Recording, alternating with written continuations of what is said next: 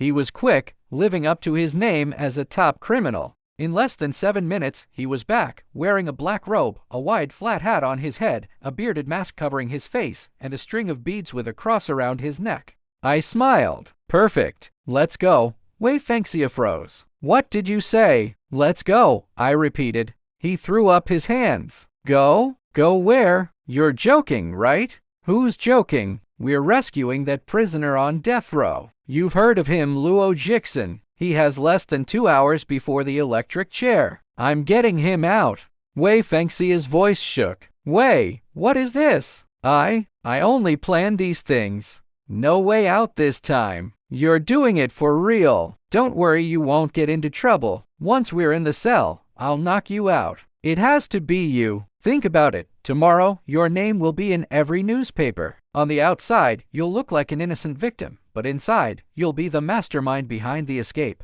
How exciting is that? I was basically tricking him into a crime, but desperate times call for desperate measures. I had no one else to ask. Wei Fengxia's eyes lit up. His strange mind was caught by my words. People like him are not completely stable, and I had said exactly the right thing to convince him. He hesitated. At least tell me the whole plan. No need, I said quickly. The less you know, the less you'll make mistakes. Just remember 3 things. First, say I asked you to dress as an Orthodox priest because the prisoner asked for it. Second, don't fight when I hit you. Third, when the guards try to drag you to the electric chair, make sure to shout that you're Wei Fengxia, not the prisoner, before they turn on the power. He yelled in shock. What?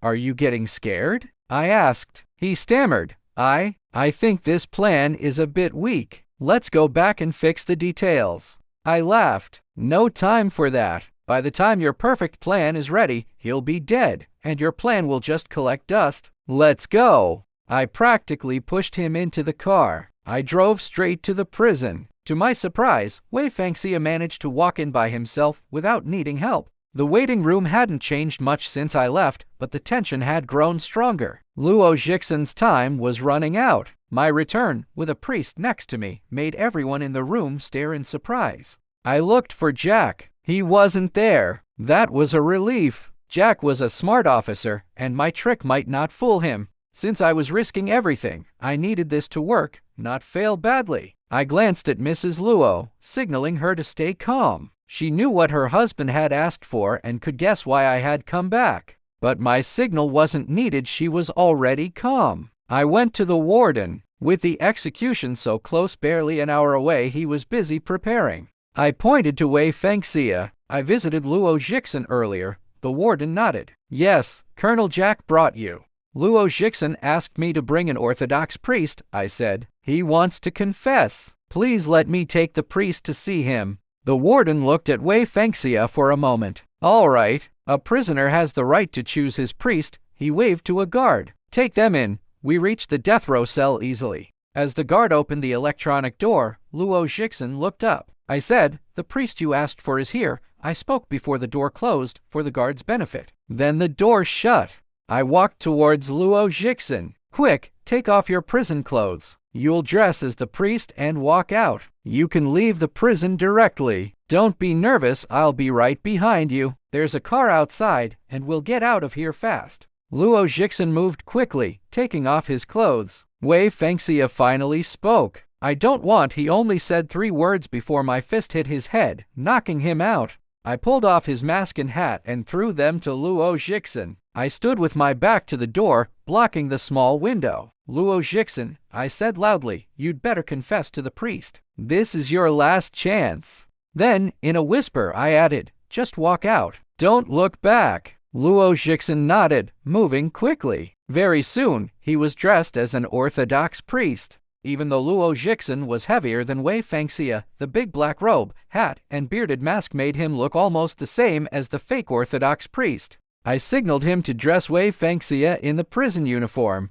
Meanwhile, I used my voice skills, changing between different voices to pretend a confession was happening, making the guard outside believe everything was normal in the cell. Once everything was ready, I whispered, all right, start yelling at the priest. The louder, the better. Demand he leave, okay? At first, Luo Jixin seemed confused, but he quickly understood. He patted my shoulder. I chose the right person. You really have a way. I don't know how to thank you." Following my lead, he shouted, "Get out! Go away! I don't want your confession." I raised my voice too. "What's that? You specifically asked me to bring a priest." Luo Jixin yelled, "Get out, both of you! Get lost now!" His shouts went beyond the cell. Before we even asked, the guard opened the door. As soon as it opened wide, Luo Jixin rushed out as I told him, almost knocking over the guard. I followed, slamming the door behind me and calling, "Father, don't be angry, let me explain."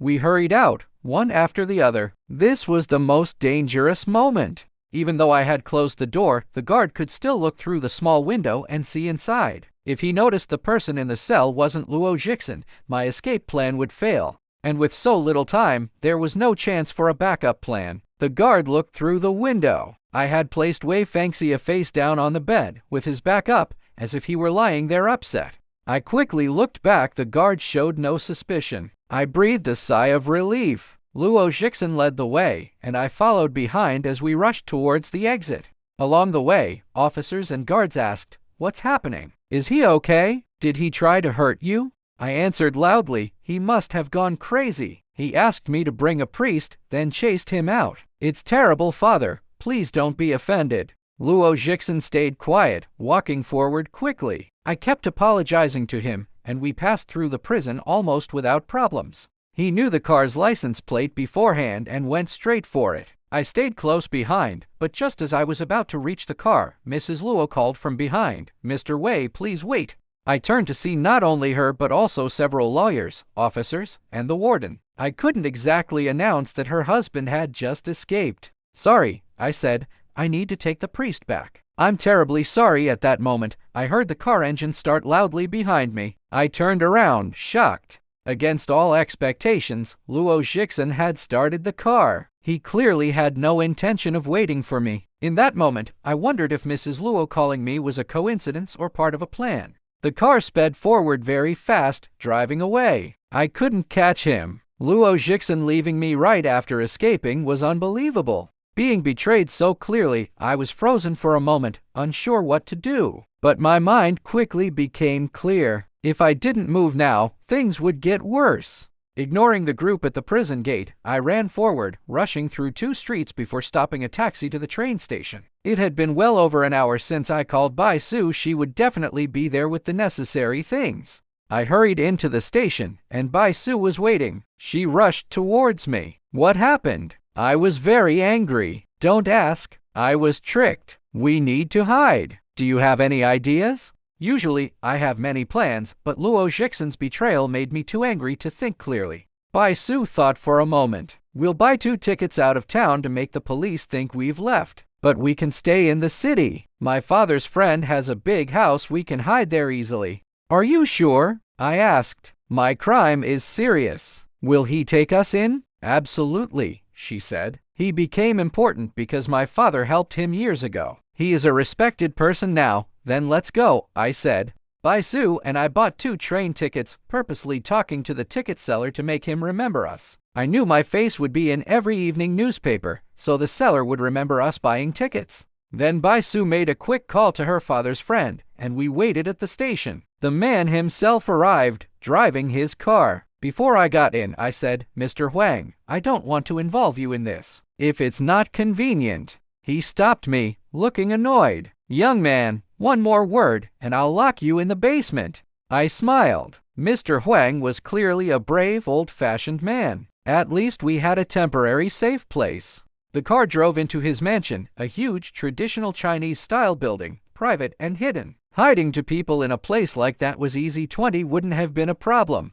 Mr. Huang wanted to help us settle in himself, but we asked him to leave. Once he was gone, I fell onto a sofa. Bai Su, Luo Jixin cheated me. She looked at me. What happened?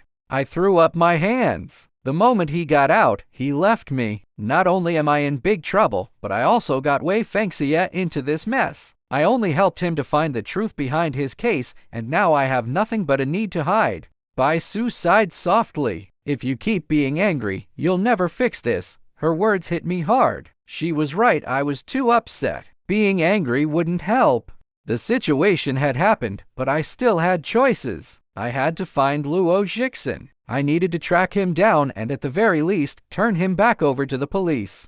That ungrateful person didn't deserve my sacrifice. Even if I returned him to prison, I would still face charges, but it would be better than this. With my connections to international police, I might even get off. The main thing now was finding Luo Jixin. But where could I start looking?